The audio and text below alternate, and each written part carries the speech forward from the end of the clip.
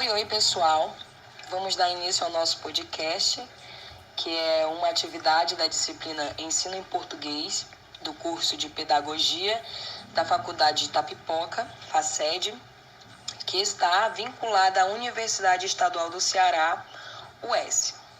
Bom, eu sou Geslane Teodósio e estou aqui juntamente com algumas colegas para conversarmos um pouco sobre o texto Fala e Escrita, cujos organizadores são Luiz Antônio Marcuski e Ângela Paiva Dionísio, que nesse primeiro capítulo, cujo título é Um Ponto de Partida, falamos mais que escrevemos, vai apresentar alguns princípios para a fundamentação deste capítulo. O princípio no qual expressaremos as nossas falas tem o objetivo dar ênfase ao tempo de produção e recepção na fala, o que é concomitante, e na escrita, que é defasada.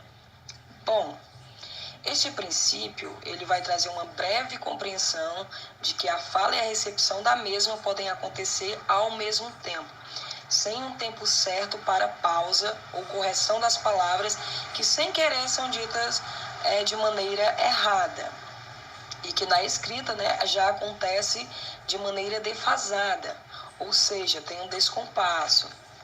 Na escrita, o autor ele vai falar que há um espaço favorável para observações, correções, sem que tragam uma consequência para a versão final do que está sendo escrito ou elaborado.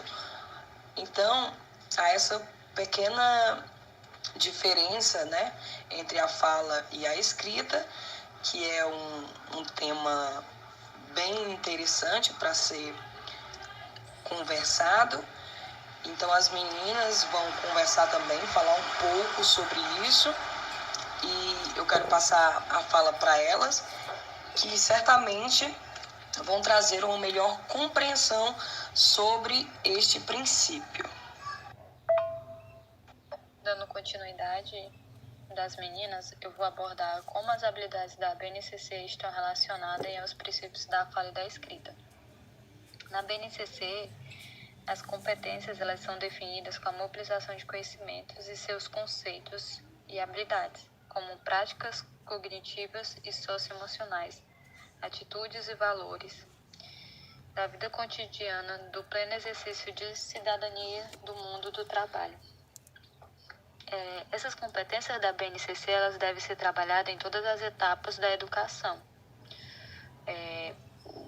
Porque dessa forma a BNCC procura contemplar a cultura digital de diferentes linguagens e letramentos. Essas práticas de linguagem, oralidade, leitura, escritas, produções escritas, línguas e norma padrão, essas práticas elas permitem que os estudantes eles ampliem suas capacidades de uso de linguagem e leitura em produções. Elas são definidas em 4 etapas. Primeiro, na educação infantil, que ela visa os direitos e objetivos de aprendizagens dentro do campo de experiência. Segundo, no ensino fundamental, que elas estão presentes na unidade temáticas de conhecimento. E no ensino médio, nas habilidades da área dos seus próprios conhecimentos. Aí tem a primeira, uma delas, vem o conhecimento. Ele valoriza e utiliza o conhecimento historicamente construído sobre o mundo físico e social, cultural e digital para entender e explicar a realidade. O 2 é muito importante também, que é o pensamento científico, crítico e criativo, que ele exercita a curiosidade intelectual e aborda a própria ciência, incluindo investigações, reflexões críticas, criativas para investigar causas e elaborar testes e hipóteses. E por último, cultura digital, que ele compreende e utiliza a tecnologia digital de informações e comunicação de forma crítica, reflexiva e diversas práticas sociais, incluindo as escolaridades.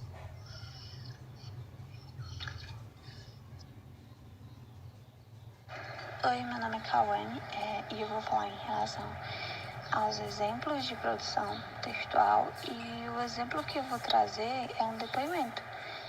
como nós já sabemos, o tempo da audição e da fala eles são simultâneos. Porém, ao passar para a escrita, ele gera um certo atraso, uma defasagem, como fala no texto. Por que no depoimento é um ótimo exemplo para trazer? Porque a testemunha, né, que vai prestar o seu depoimento, que ela vai depor, ao falar a sua história, a sua versão, automaticamente as pessoas elas conseguem ouvir tudo que ela está falando.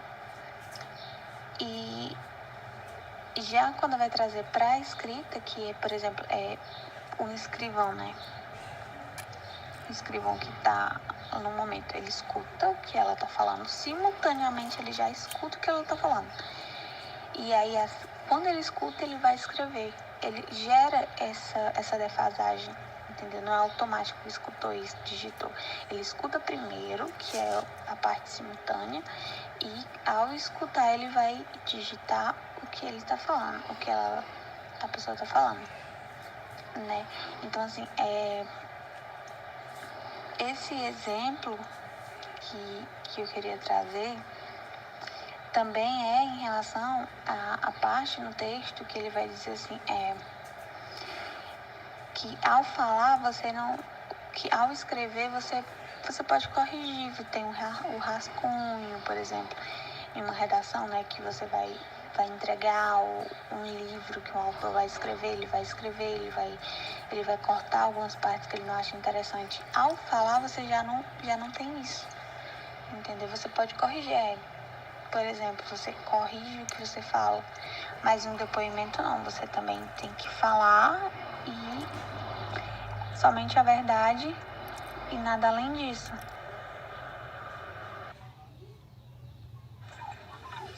Bom, como as meninas já falaram, né?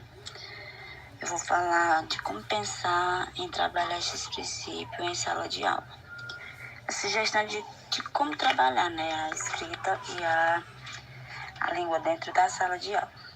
Bom, o professor, ele pode pedir para o aluno transcrever uma fala, seja através de um vídeo, colocar um vídeo para o aluno e aí pedir para esse aluno transcrever tal como está sendo falado no vídeo, transcrever no caderno ou em um áudio, ou até mesmo o professor falando em sala, né? E pedir para o aluno copiar da mesma forma que o professor está falando, da mesma forma que está saindo no vídeo ou no áudio. Pedir para esse aluno também descrever no caderno, né? E aí depois pedir para ele analisar, né, como ficou a escrita, sendo que ele está descrevendo a fala de alguém. Ou então inverter, pegar algo que está escrito em uma folha, no caderno ou alguma coisa do tipo. E aí a pessoa fala naturalmente, né? A pessoa decora aquilo que está escrito e ela fala naturalmente de uma maneira natural para ver como vai sair, para ver a diferença que vai ter na maneira como ela está falando para a maneira como ela está escrita. Outra maneira, o professor pode pedir para o aluno ele fale uma frase, né, que ele quiser, ou um texto, alguma coisa, ou uma história da vida dele,